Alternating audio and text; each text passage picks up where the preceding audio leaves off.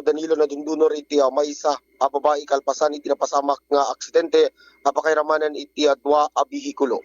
Iti vehicle 1 ket maysa nga Honda Click 125 adaan plate number MBA 04-14003-981. Minaneho ni Krisha Polina Padilla agtawen na 27 anyos awan na nasawa mangbangged kas dining staff kun residente iti barangay Ortiz Nagilian, La Union. Bayat nga iti vehicle tuget maysang L200 Estrada double cab adaan plate number RDJ 111. Nabigbig ti nagiturong iti L200 Estrada ani Sergio Banayat Jr. agtawen na 44 anyos nasawaan residente ti barangay Gusing Norte Iliti Nagilian, La Union.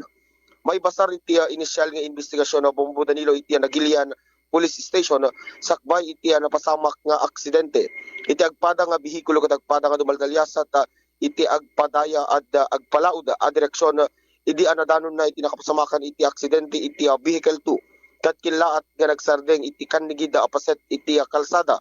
Idi kilaat met nga nadungpar iti motorsiklo iti likudan apaset iti lugan nga Estrada L200.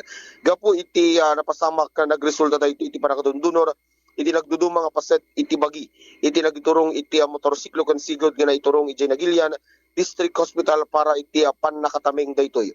Bayat nga agpada ang nakailista iti perdisyon iti dua alugan nga wampay iti pakabuklan na agatad dagitoy.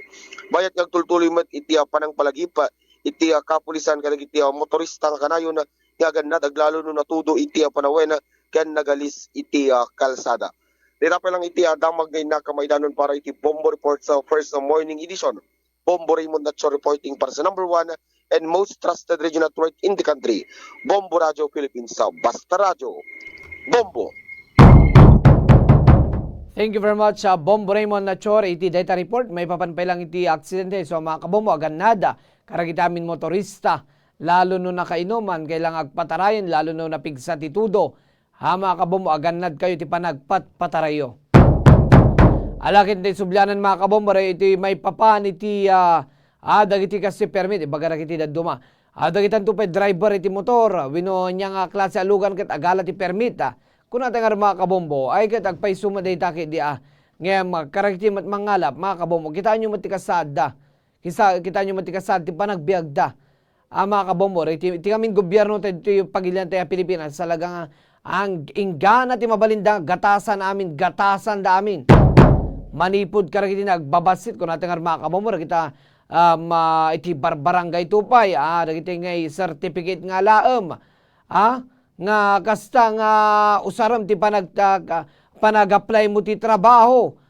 Ibaga na kiti daduma, first dagiti ngay first timer ka libre mat, kasano diyo sumarno, may kadlo agala day supay nga bayadan da.